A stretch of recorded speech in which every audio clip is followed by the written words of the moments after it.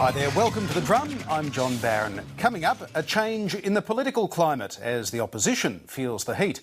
Debate over whether to acknowledge traditional owners, and do we have the right to expect our politicians to be squeaky clean?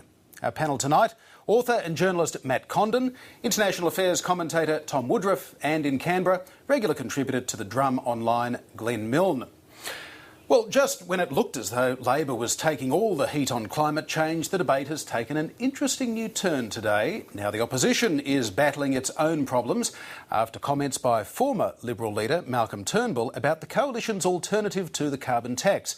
The Shadow Communications Minister went on ABC TV's Late Line program last night to rubbish the NBN. But he ended up giving a less than ringing endorsement of his party's direct action climate policy, conceding that the plan is not a market mechanism and that it could end up being expensive and ineffective.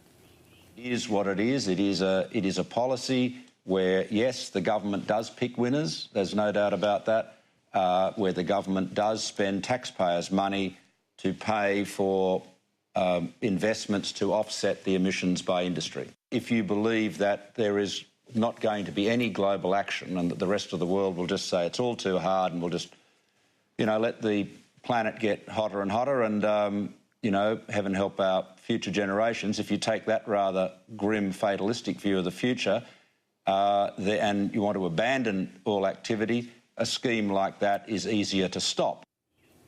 The Prime Minister has jumped on the mixed messages coming out of the opposition. She says that Tony Abbott's campaign against the carbon tax has hit a couple of big obstacles, i.e. his Liberal colleagues. Greg Hunt finally let the cat out of the bag, and that Mr Abbott stands for pricing carbon with no assistance to Australian families. And then last night on Late Line, Malcolm Turnbull also told us the truth. He told us the truth that basically this plan won't work. He told us the truth that it would blow the budget.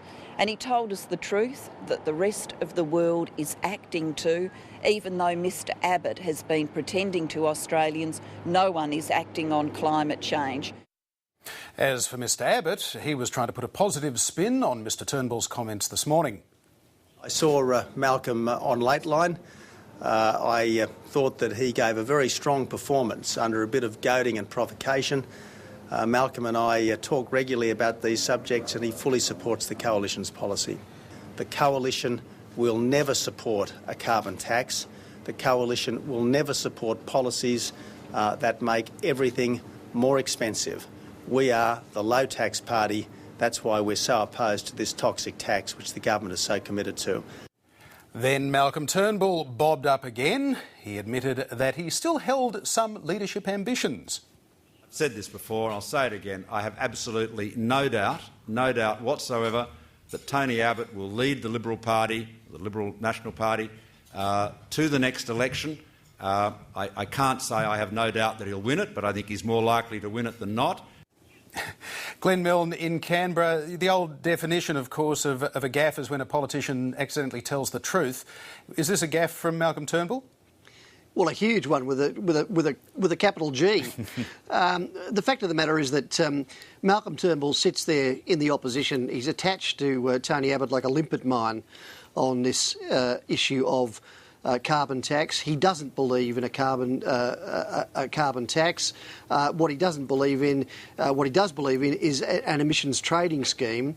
He believes in a market-based mechanism, and that's not what Tony Abbott is advocating.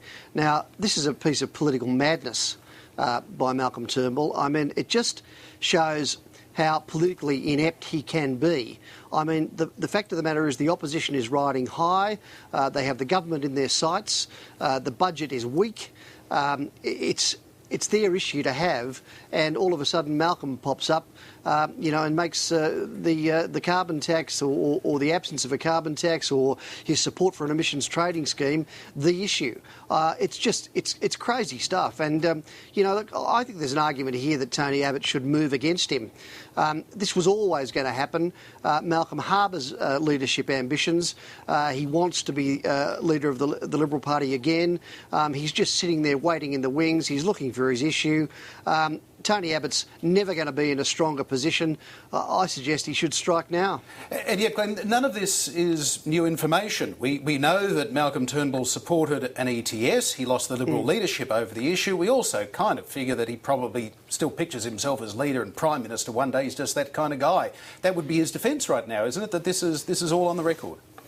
Well, look, but it's an untenable position. I mean, it's a bit like, on the government side, Kevin Rudd and Julia Gillard. It's untenable.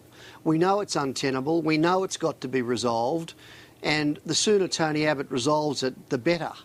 If he lets this just run on as an issue, it weakens him, it weakens the coalition. I don't know what Malcolm Turnbull thinks it's doing to his position within the